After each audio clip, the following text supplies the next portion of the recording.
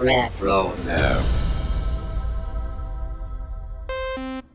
Hi, this is Vanessa Marshall, voice of Hera and Rook Cast, and you're listening to Dennis and Jay on Podcast Stardust.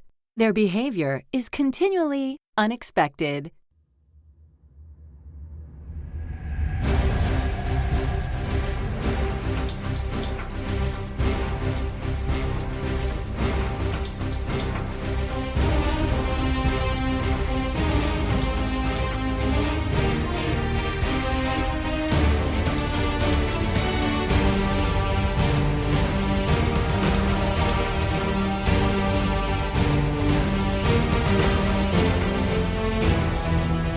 Hello, and welcome to Podcast Stardust. This is the fully armed and operational podcast dedicated to Star Wars news, reviews, and discussion. I'm Dennis Keithley.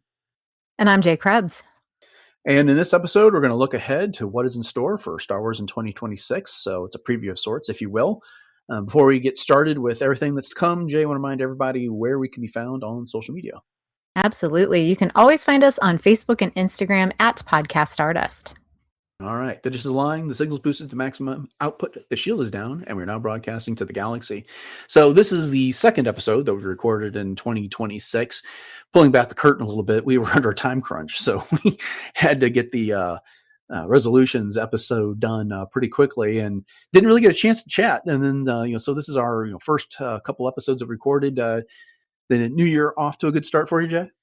Yeah, it is. And gosh, we have so much to look forward to with 2026 is in Star Wars and, just in general. And pull back the curtain one more time. I don't think I've announced this yet on the podcast, but I'm going to be a grandma. Yay. Yeah, so it's happening in 2026 for me. So we'll have a new little Padawan, little girl to, bring up the right way. Yeah. There you go. There you go. Yeah. Big events here.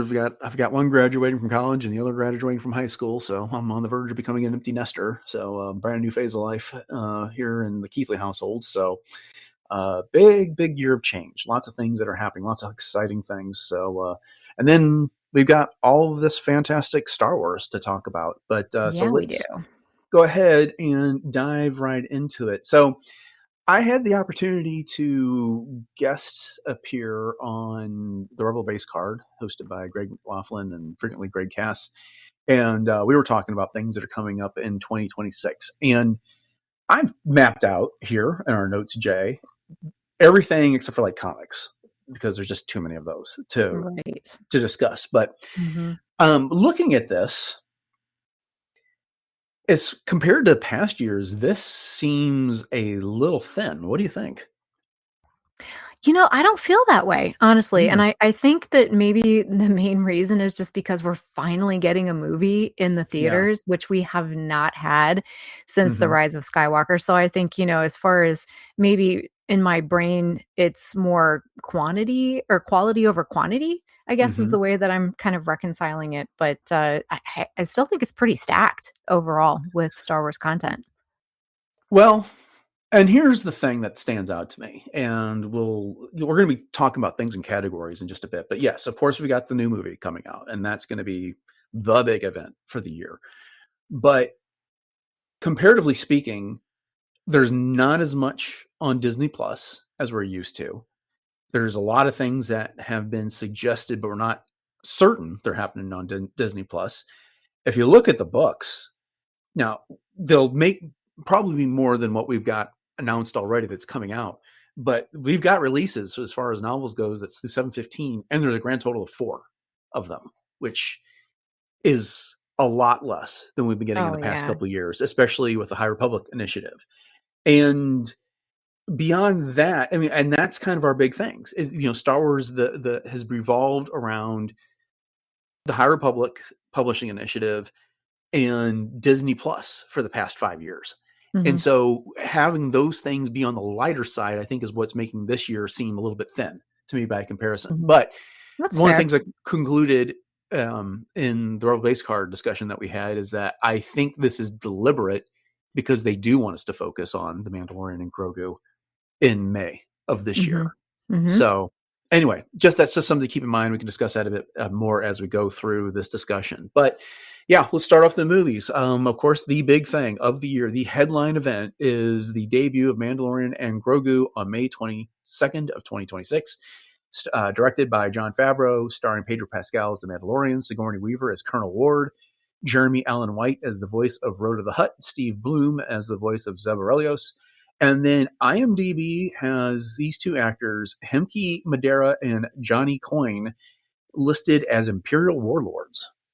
And that's the grand sum of the credits that they've got there on IMDb. Of course, Grogu's in there, but he's a puppet. Sure. Yeah.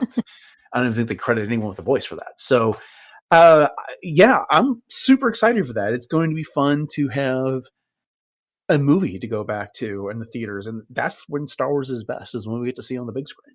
Oh, yeah, and just the whole energy that goes along with being able to see something on the silver screen is just really second to none, and I went back and I watched the trailer again today since you thank you, linked it in our notes here, and it made me really excited about seeing it again, and because I'd kind of not really forgotten what was in the trailer, but I guess just little details that had stood out to me at the time I was reminded of. So I'm just, wow, super excited. I'm beginning to wonder if we aren't going to get a brand new full-length trailer around the Super Bowl ahead of this movie. Ooh, good call. Because I was thinking, I know Solo had its first trailer during the Super Bowl. And I can't remember exactly when, the Rise of Skywalker's trailer debuted at Star Wars Celebration Chicago. And, those were the last two movies.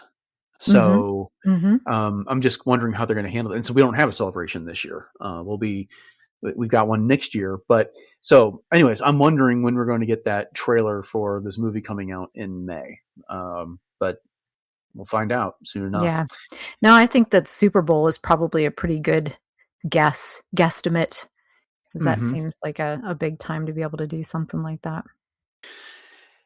For me, something I'm also really excited about, and we've talked about this a bit over the past couple months, is that, of course, Starfighter's not coming out this year. It's coming out in May of 2027.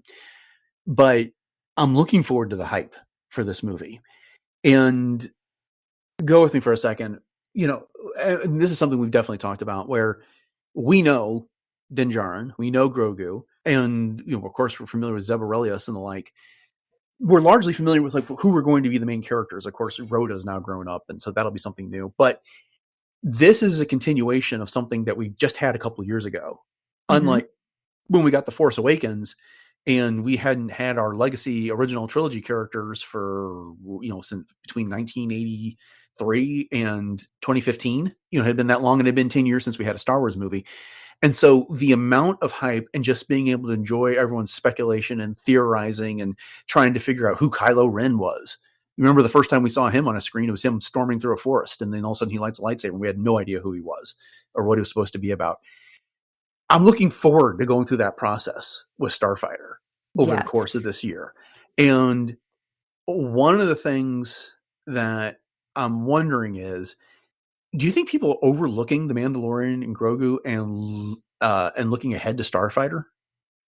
That's a really great question. And I think a lot of it has to do with the fact of what you just said, is that we know who Mando and Grogu are. We know kind of the basic premise of what we're going to see, who we're going to see, even though there's going to be some surprises and obviously, the plot points and things like that. But I think that Star Wars fans in general, we're just thirsting for something new. And so, even though there's that comfort factor that I always like to point out with characters that we know, it's always so exciting to get those new characters and stories and, and as you pointed out, and the hype that goes along with it. So I don't know necessarily if it's being overlooked per se, but, maybe kind of tamped down just a tick just because of that outlook. Does that make sense? Yeah. I think you nailed it right there. It's just we all enjoyed the Mandalorian and Grogu, but we've had those characters, but now we're being offered something in a new area of Star Wars and a new time period with new characters, taking place after the sequel trilogy. And so Yeah, I think there's an excitement factor there that, just because, like you put it, the newness that we just don't get with the Mandalorian and Grogu. I mean, don't get me wrong. I'm sure I'll be seeing the Mandalorian and Grogu in theaters multiple times while it's out, and I'll Sure. love it.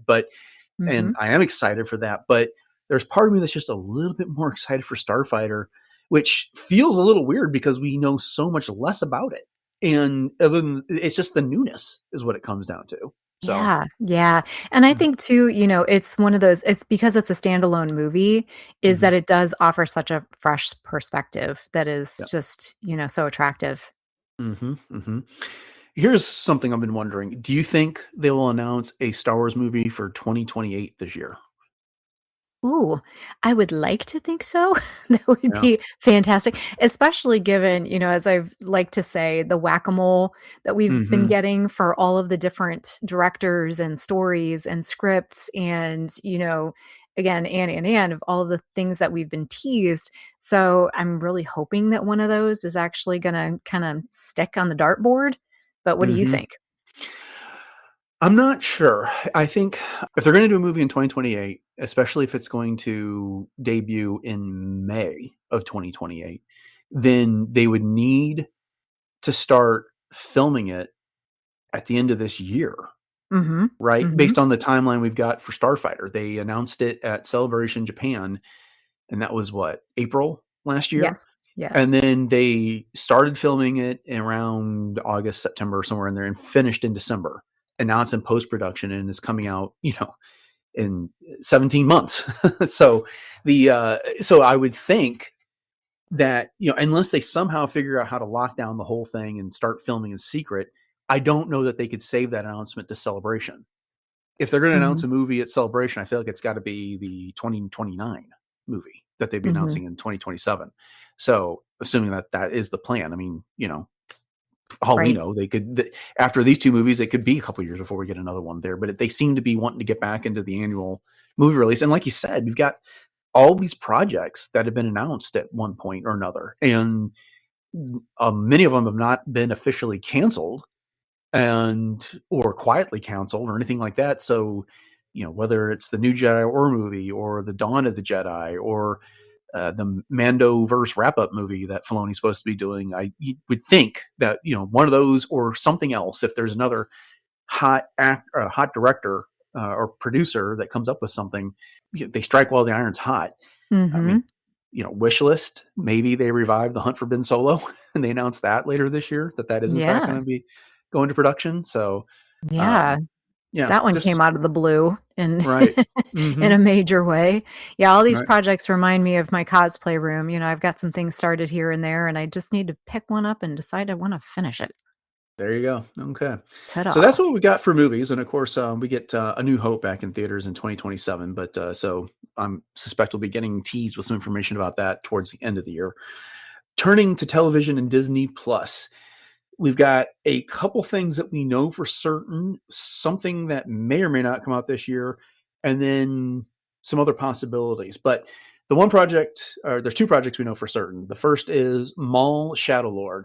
We have no firm release date, but we've been told that this animated show featuring Darth Maul, voiced by Sam Witwer, is coming out in 2026. That is, I'm super excited for that. I cannot wait to see this thing. Uh, are you at all? I mean, I'm not, but are you at all concerned with the fact that it seems to be set in a time period that is getting fairly well saturated, or what's your feeling on that? No, I really am not afraid of that, and I think because there's so much of a fan base for Maul, and there's still so many stories that are kind of read between the lines kind of stories about Maul that can fill in a lot of gaps because he's such a character that I feel like has a lot of nuance and has a lot of mystery still behind him, and so I think, fans are really gonna enjoy seeing that. I know I will, especially in the Clone Wars animation style and just hearing Sam Witwer's Maul, I could do that every day, all Hmm. day. So that's just, such a gift. Yeah, I'm really pleased for him that he is getting this chance to play the leading role in one of these series. To provide the voice because Mullen's been in the background as a secondary character for the Clone Wars and Rebels and the like. When he's there, he dominates. His presence fills the screen, and that's fantastic. Sam Witwer's done a great job with him. But this is the Maul show. So I'm really glad that Sam gets that opportunity. And, I've told the story before. I got to meet him at Star Wars Celebration Chicago at the end of that first night and talked to him for 10, 15 minutes, mostly about Dungeons and Dragons. And it was awesome. And there's no one more deserving of getting that type of opportunity. So I'm really pleased for him. But yes, me too. Yeah. And it will be fun because I'm hoping it gives us some of the answers to how was Crimson Dawn founded? How did he lose control? Why did he lose control? Where we finally saw him, was it Malachor, when Ezra and Kanan and company encountered him. So right. That would be fun to find out. Yes, indeed. Okay. The other series that we know for certain coming out in 2026 is Visions presents The Ninth Jedi. So that is a series born out of the Volume 1 and Volume 3 Ninth Jedi episodes. We don't know when specifically it's coming out this year, but it is coming out this year. We talked about this a little bit when we covered Volume 3 of Visions, and we both came out a bit disappointed with the Volume 3 episode of The Ninth Jedi. How are you feeling about this show right now? Like you, I'm a little not sure how I feel because, as you pointed out, our review or outlook of Visions Volume 3 in this installment of The Ninth Jedi wasn't, at the tippy top of our list. So, I'm hoping that when they do release it, that it's something that we can get on board with. I mean, we'll watch it. I know we will. We'll review it and we'll do all the things, but it's definitely not something that is at the top of my excitement list for this year. And, I know a lot of people really love it, which is great. I mean, everybody's got their own thing. So we'll just have to see what the series is like when it comes out. But what are your feelings? Similar to yours, I think. I really liked the episode from Volume 1 of Visions, but then this one from Volume 3, just how to put it, it's like the point of Visions is that it's not to tell stories necessarily that are set in the Star Wars galaxy that we know and love. It's to tell stories that are inspired by Star Wars and give these creators an opportunity to put their own spin on it, which, and we're broken records, they did so well with the Duel and the Duel Payback featuring Ronin. And those are incredible. And if I had had my choice, that's the one I would have liked to have seen expanded into a series. But they didn't ask us. So they picked The Ninth Jedi, and that's what they're going with. And if you'd asked me after Volume 1, I would have said that's a great choice for it. But the thing, beyond the lightsabers, there wasn't much that felt like Star Wars in that Volume 3 episode. And while it doesn't have to be a recreation of something that you would see in Legends, you want to see a little bit more of that influence in there. Agreed. But that was just kind of I don't know. I can't even think of the droid's name at the moment. But the droid was a major, it was the Dobby wannabe character from Harry Potter. I mean, it was just kind of a letdown is there. So I'm hoping when we get a trailer for this that my enthusiasm goes up for it, and that we see something that is going to get us both back on board. But until then, it's just I'm sure I'll watch it and we'll cover it here on the podcast, but I'm just not terribly excited about it at this time. Nope. I'm with you. Okay. 100%. So now here's where things get murky. Ahsoka Season 2 completed filming last year. And we've all been anticipating its release sometime in 2026. However, the last time that Disney put out an official update for what was coming in 2026, they mentioned Maul and Visions. And they also mentioned, of course, that we were getting The Mandalorian and Grogu, but they did not include Ahsoka Season 2 on that release list. And they have not said it's not coming in 2026, and they have not said that it's coming out in 2027. So I anticipate we're going to be getting it probably in the second half of the year at some point, but we don't know for certain one way or the other. Yeah. There's a lot of sites that are saying it's coming out in 2026, but the last time anything I read from Disney said they were not committed to that. That's concerning because, as you said, that's kind of a, saying so without saying so kind of thing to me. that if they aren't including it, it's kind of, by omission sort of thing that, oh gosh, are we actually going to get it? So, wow. Yeah. Well, here's a couple things. I would not be surprised if Lucasfilm and Disney return to San Diego Comic-Con and have an event, and then they make a big announcement that Ahsoka season 2 is coming in October of this year or something like that. I could see something like that happening. The other thing that I'm wondering about is they don't want to compete with themselves. As we were talking at the top of this episode, The Mandalorian and Grogu is the big event for this year. We're all excited for Ahsoka season 2. I am super excited for Ahsoka season 2. Mm-hmm. And one of the most excited things I'm most excited for this year. But, why release that within a 2 or 3 month radius of The Mandalorian and Grogu when you're going to have everyone, if they pull off The Mandalorian and Grogu like we think they will, everyone's going to be talking about that. You're going to have everyone's attention. It's going to have its theatrical run. Then you're going to put it on Disney Plus, and you're going to get a bunch of people watching it then. Why cannibalize views by having that and Ahsoka season 2 out at the same time? Mm-hmm. The other thing to keep in mind is that what happened to Solo?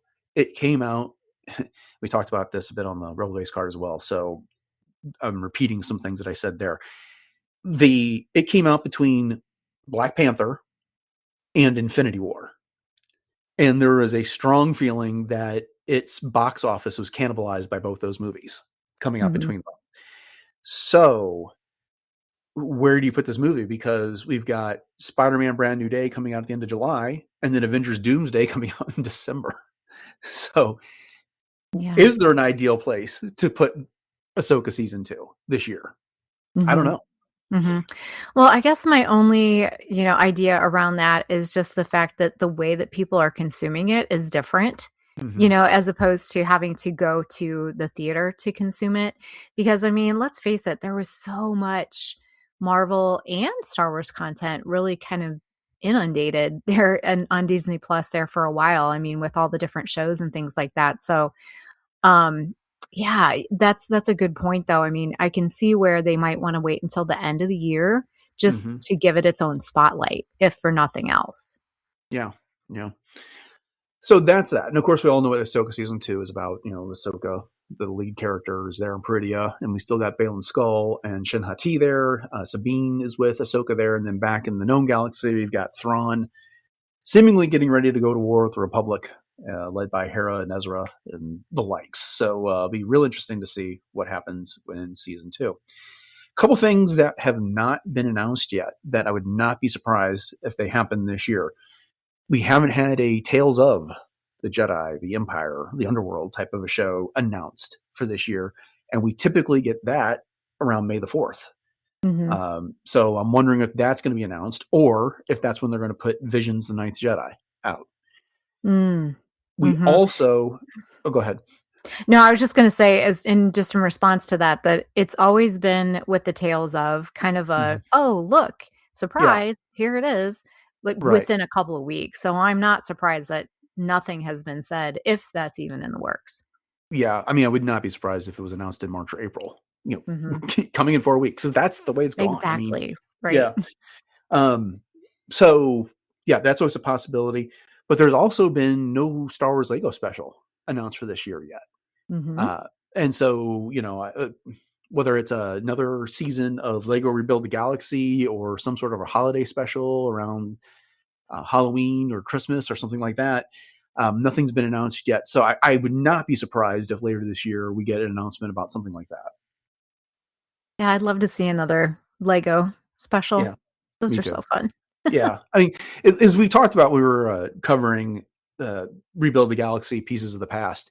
It's something that you don't really have to take seriously. You don't have to worry about connecting all the dots.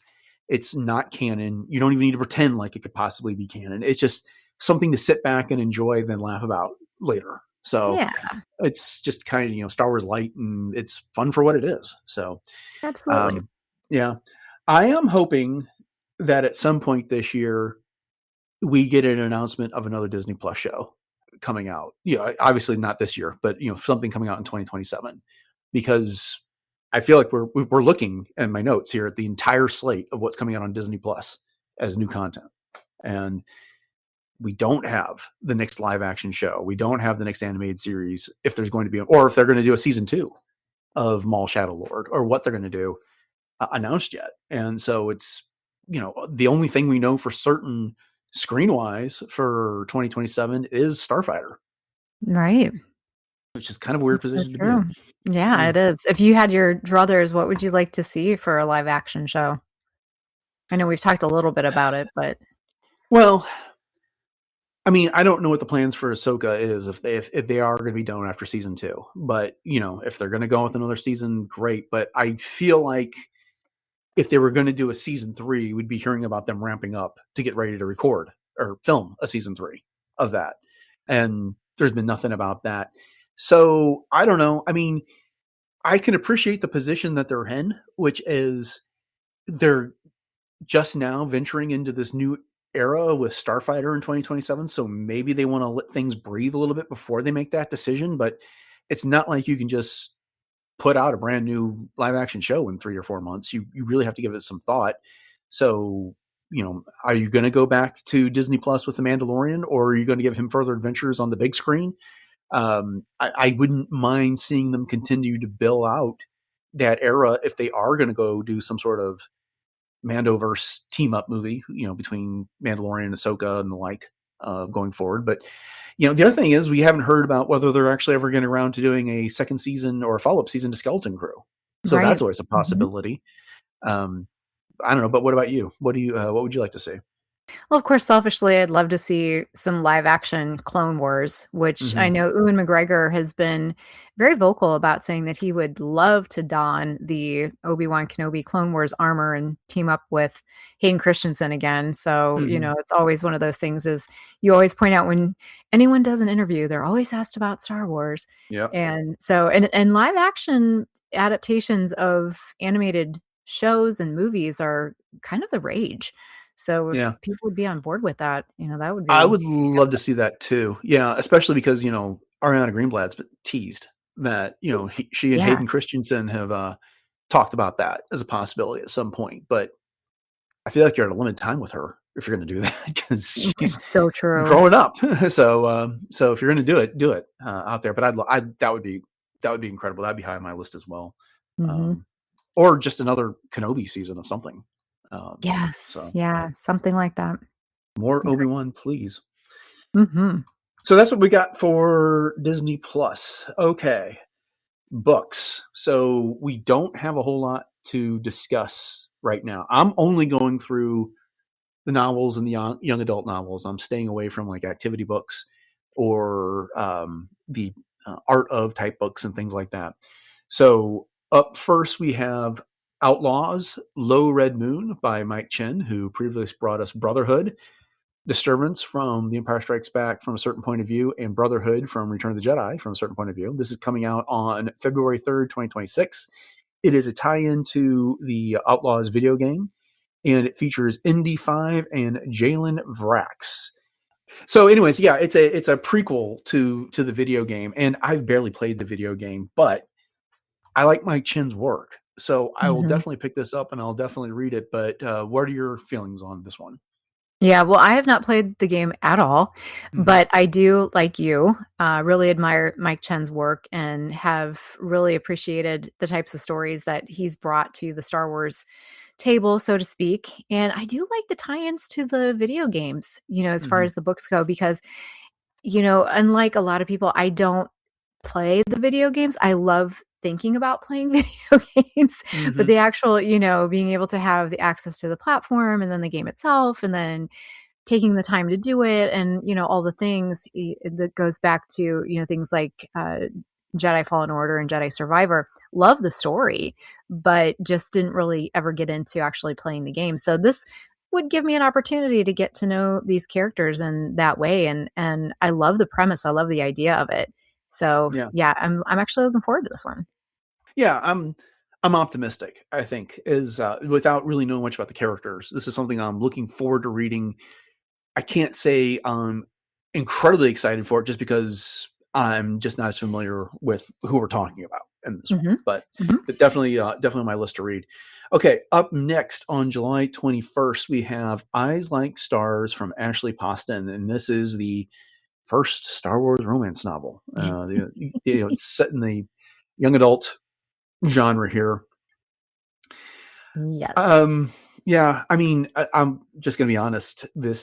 I'm not looking forward to this one. And this is one that I'm really going to need to hear more about. It sounds like it's set during the sequel trilogy. The First Order is out there. And there's this budding romance between someone whose family works on a starship and someone who's stowing away on a starship. I don't know. But I mean, if it sounds like it's something that is a must read at the time, then I guess I'll check it out. But I don't normally just completely disqualify books beforehand, but I just don't feel like I'm the audience for this one. But anyway, how do you feel about it? Yes, I know you're not as excited about this Mm-hmm. one, and I'm a little, what's the word for it? I'm excited, but I'm also a little, I hate to use the word fearful, but I just think it is definitely treading on ground that needs to be kind of careful with Star Wars Mm-hmm. fans. And I definitely think that there's going to be a niche of fandom that's going to gobble this up and is going to love it, and and is going to really praise its efforts and that type of thing. And then there's going to be others that are just like, not for me. But you know what? That's great, because Mm-hmm. that's kind of what Star Wars is. And that's one of the luxuries and one of the awesome things about Star Wars as a franchise, is that we really do get to pick and choose what we want to spend our time with and what we want to invest our time with. And like you said, this is definitely, it's not going to be an essential read for by any stretch of the imagination. And that's not to say that it doesn't make it a good read or something that is fun to do, but yeah, it's going to be one of those things that I think is kind of like Lego Star Wars in its own way, that it's going to Mm-hmm. be more fun and lighthearted, I guess, in that way. But I'm all about the romance novels, so I'll give it a shot for sure. Yeah. Yeah, we'll see.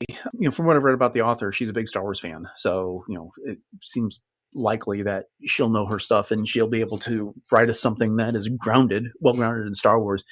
And I mean, if it turns out something that, is going to, you said it's not essential reading, but if it is going to be something that you're going to know for other canon references, then maybe I pick it up for that alone. But anyway, we'll Hmm. see on that one. Yeah. Yeah. So The cover looks very almost, I don't want to say anime, but it's got more of a cartoonish vibe to it. I noticed that. yeah, it looks like something, it looks like something you could either find on a manga, or you could find I've seen comics like this in the comic store Hmm. that are Right. aimed at a younger audience that do dip into that, that young adult romance type style. So, hey, look, this could be the springboard for them. This could be popular, and you could get a whole new audience of people that want this type of thing. But Sure. it's not for me. So, well, it is what it is. That's totally fair, Dennis. Yeah. All right. Also coming out in July on the 28th, we have Legacy by Madeline Rue, who previously wrote Eclipse, which is a short story from the Certain Point of View collection about Rhea, the Queen of Alderaan. And this one focuses on Rey's training with Leia between The Last Jedi and The Rise of Skywalker.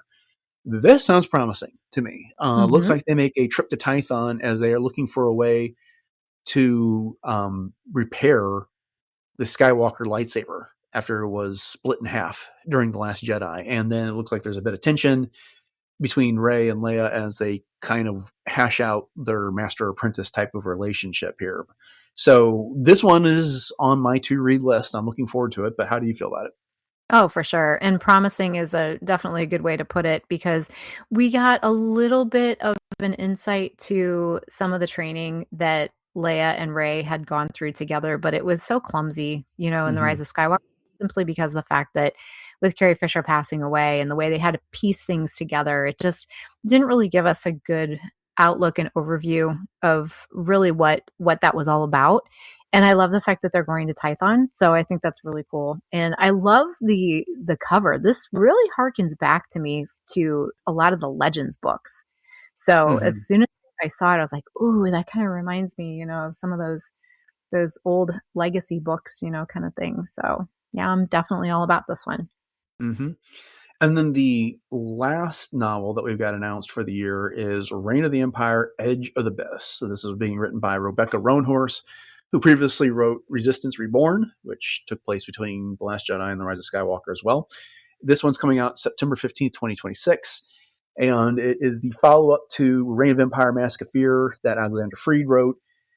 This one takes place 1 year before the first season of Andor, which is 13 years after The Mask of Fear. This might be what I'm most looking forward to. And the reason why I use the word might is because we do get an author change in here. I liked Rise of the or Resistance Reborn just well enough. It's not in my top 10 of Star Wars books, but it was a perfectly good novel here. But, how many times have we referenced Mask of Fear over the past year? And oh my goodness, yeah. The stories that we got about Bail Organa and Mon Mothma and Saw Gerrera and the like here. So I'm really eager to see what is next for those characters, especially in that area that directly precedes Andor. I'm assuming that there was some coordination done between Alexander Freed and Rebecca Roanhorse and people at Lucasfilm to get certain things carried in across these books, but we'll have to see. But what are your thoughts on this one? Yeah, no, I agree with you on that. And the only thing that kind of bums me out is just the fact that it's, I appreciate the fact that they're trying to step back 1 year before the first season of Andor. Mhm. But in some ways, I feel like some of that has already sort of been covered in, a lot of the Andor episodes because it's so close in time. So I kind of was hoping that this was maybe in between, you know what I mean? Not Sure. right after Order 66 and the like, and the formation of the Empire, which So is what maybe Mask 2 of Fear years was. after Mask of Fear. Yeah, Yeah. exactly. So I'm Mhm. just not sure how I feel about that particular timeline, but I'm sure it'll be great. Yeah. I'm eager to see what the plot is of this one and how they handle it. So Mhm. make sure you mark your calendars for that one because we'll be likely gobbling it up and getting it out on getting our discussion on the podcast pretty soon after that. So, okay, well, that like I said, that's all we got announced for novels for 2026 so far. And last year we had novels announced in the second half of the year that did come out before the year ended. So it's completely possible we'll get another couple before the year is over. But we don't have a publishing initiative like the High Republic anymore. And it's kind of disappointing.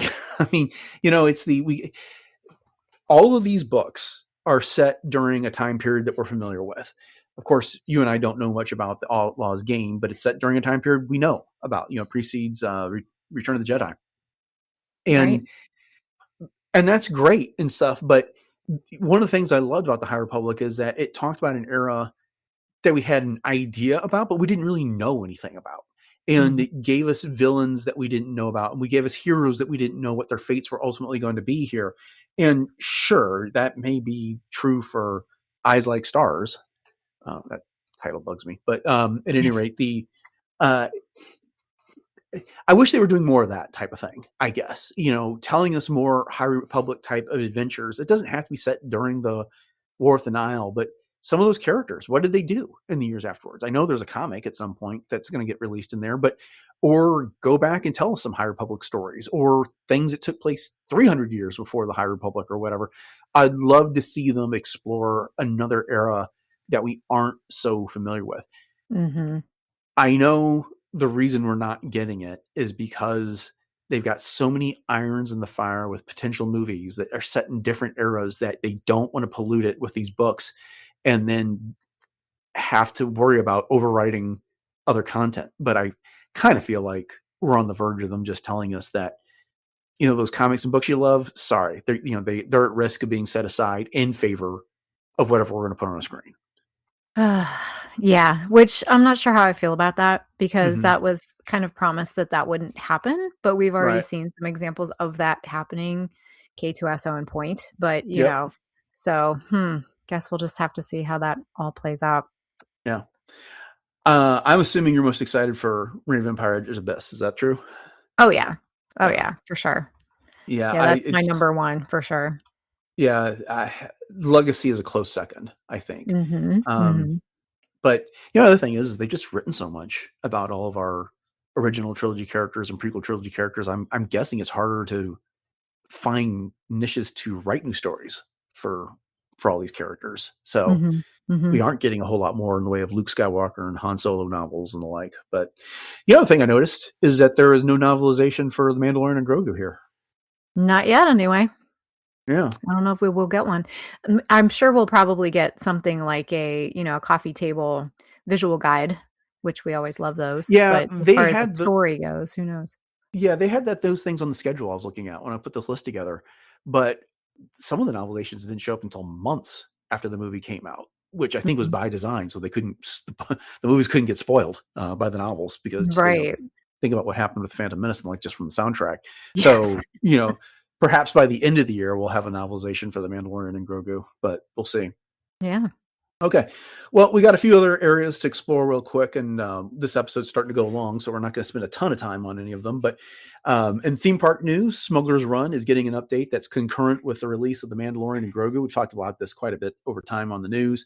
On May 22nd, we will have a new mission featuring The Mandalorian and Grogu. So when you go talk to Hondo, he's going to send you out with Mando and company to take care of business. And unlike the current version of the ride, you're going to get to choose your own destination. So you'll have the opportunity to pick whether you want to go to Bespin or Endor or Coruscant, amongst other places. So I don't have a Disney Parks trip scheduled for this year, but I am super excited at some point to go to one of the Disney parks and try this out. I'm with you, and I'm just, of course, going to live vicariously through all who get to experience it because, oh, Hondo, yes, come on, Mm-hmm. that's fantastic. Did you Yeah. see that Galaxy's Edge just introduced a new pink milk to go along with the blue milk and the green No, milk? I did not. That's funny. Yeah, yeah, so this one's plant-based, so it's a non-dairy option, kinda like a smoothie, Huh. and so I was looking it up, I'm like, "Okay, so what's the tie-in here to the Star Wars lore?" And apparently there was a Son of Staros comic where it came from these rare Poaxter creatures, Hmm. so that's the tie-in. There you go. Interesting. Okay. Yeah, yeah. I'll have to look into that. And then the other things happening at the Disney parks are that we will be getting Star Wars nights at Disneyland in April and May, with I think the key one being on May the 4th. Surprise, surprise. So Mhm. head out to the West Coast and go check out some Star Wars night fun out there. Awesome. In the world of video games, we got two coming out. One we just talked about recently, and that's Star Wars Galactic Racer. That's a racing game from Fuse Games. It's got both a single-player story-based campaign and a player versus player mode. It's going to be coming out on our current generation of consoles and the PC. I don't want to spend a whole lot of time talking about this because we literally just a few weeks ago Right. spent a whole lot of time talking about this game and its trailer. I'll try to remember to put a link to that show in the show notes. That sounds exciting and fun. Then we've also got Star Wars Zero Company, which we talked about earlier last year, which is a turn-based tactical strategy game set at the end of the Clone Wars. It's being developed by Bitractor and Respawn Entertainment, coming out on the various consoles that PlayStation, Xbox, and the like, and PCs. Neither one of these have a specific date, but those are the two games we can look forward to this year. So I'm at least eager to see what they're about. It's harder and harder to find time to put video games into my schedule because I just choose to spend my time on other things. But Right. the Zero Company type of thing, from what I've seen of it, is very intriguing. So I'm looking forward to that. Mhm. Mhm. And then in events, we don't have any official Star Wars events this year. We're, of course, looking forward to Star Wars Celebration in Los Angeles in 2027, but I am guessing ticket sales for that are going to happen sometime. What would you guess, Jay? May, June, probably I for think it's that. fair. Yeah, Yeah. that sounds about the right timeline that what we've sort of gotten in the past, so, yeah, it's a good guess. And then as we get closer towards the end of the year, we'll probably start getting some announcements about some of the things we can expect and some of the guests that are going to be there as well. So we will be looking out for all of those things here on the podcast. Now, if you are looking for a Star Wars specific convention, in my neck of the woods, we have the Rebel Scum Con. It was here in Plano a couple of years ago, and they've since moved it to Frisco. It is kind of a celebration light. I mean, you don't get any big reveals or anything like that, but they do frequently pull in a number of Star Wars actors. This year, the guests include Giancarlo Esposito, and then Denise Gao and Kyle Solar from Andor. So Nice. that's a pretty good look. Ray Park is going to be there as well, but I think he's always there. That doesn't diminish him. But I mean, if you're going to have a convention, chances are Ray Park's going to be there. Right. And then Paul Sun He's Hung the Lee. William Shatner of Star Wars. Yeah. So Carson Teva himself is also scheduled to appear with a few other prop makers as well. But I expect that list will grow as we get closer to time. They usually have a pretty representative group of, they had a lot of the cast of Mandalorian a couple of years ago. So, Cool. So anyways, if you're looking for something to tide yourself over and whet your appetite before celebration, you can be on the lookout for that on August 7th. So I think it's 7th through the 7th and the 8th. I can't remember, but yeah, rebelscumconventions.com is your place to go to find out more about that. I might have to look into that, and maybe I can apply as a cosplay guest. That would be fun. Well, there you go. Yeah, that'd be fun. You and I could hang out for a couple of days and do some Star Wars. So yeah. Heck yeah. Cool. Well, that's it. That is what we have to look forward to in 2026. I mean, I'd ask you to rank everything, but I think the clear number one is the movie Mandalorian and Grogu on this list. And after that, looking forward to Ahsoka and Maul Shadowlord as the next couple things on the list. But it looks like it's going to be a pretty good year. It's just like I said at the top, we've got a major big thing that I think is crowding out some, as you put it, the quantity this year, which makes the overall schedule look a little bit lighter. But it should be a good year nonetheless. I agree. I'm looking forward to it. I mean, anytime we get anything new Star Wars, I mean, here we are. We're almost 50 years later, 49 years later, and we're still being very, very gifted. So indeed. Yeah. Indeed. All right. Well, then, thank you all for joining us for this episode of Podcast Stardust and our 2026 preview. We hope you've enjoyed the discussion. And if you want to hear what we have to say about all these things as they come out over the course of the year, then we invite you to subscribe to the podcast on your podcatcher of choice. We're available pretty much everywhere. And if we're not on your podcatcher, then let me know and I'll figure out a way to get it there if I can. And once you've subscribed, we'd appreciate your ratings and reviews. If you could do that for us, that helps others find the show. And if you want to find the entire back catalog, one of the best places to do that is over at retrozap.com. All previous 984 shows are there, as well as the other shows that are currently on the RetroZap Podcast Network. Jay, this is the time of the show where I ask you to please fill in the audience on our social media contacts once again. And I will be very happy to do that, Dennis. We are very conveniently found at Podcast Stardust on all of your socials, including Facebook and Instagram. And as Dennis was mentioning, we are streaming everywhere you can find podcasts. And that also includes places like Spotify, Audible, and YouTube Music. And you can subscribe to all of those and get all of the episodes of the podcast and also share those out with your friends. And we do maintain some Pinterest boards for all kinds of fun ideas for everything Star Wars. And we are approaching our 1000th episode. So we would really love it if y'all would send us some questions either about the podcast itself or just general listener questions. And we can put that together in something fun. And you can do that at our email, which is podcaststardust@gmail.com. Okay. So upcoming on the show on Wednesday, we're getting back into the Clone Wars. And then on Friday, we are going to be looking at a roundup of some recent news. And frankly, I'm not sure what all there is because it's been a few weeks since we've done news, but it's been the holidays, so there's not been a lot announced. But whatever's there, we'll get to it. So with that, thanks for listening to episode 985 of Podcast Stardust, everyone. Have a great week. And until next time, may the Force be with you.